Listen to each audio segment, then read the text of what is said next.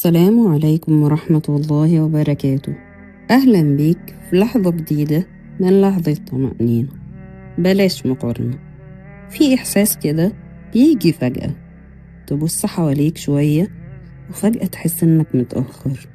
الناس بتجري وإنت واقف مكانك، ومن غير ما تاخد بالك بتقع في المقارنة.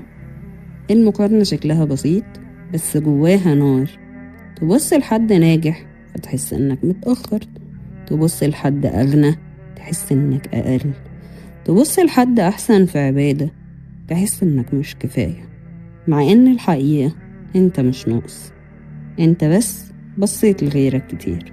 ربنا خلقنا مختلفين عن قصد، اختلاف مقصود. ربنا ليه حكمة في الاختلاف. قال تعالى: نحن قسمنا بينهم معيشتهم في الحياة الدنيا ورفعنا بعضهم فوق بعض درجات. يعني التقسيم مش عشوائي ولا ظلم، ده تقدير من رب حكيم خبير بكل شخص، وإيه اللي يصلحه وإيه قدراته وإيه اللي عنده مميز، لأن كل شخص مميز في حاجة. وربنا قال سبحانه وتعالى كمان: ولا تمدن عينيك إلى ما متعنا به أزواجا منهم.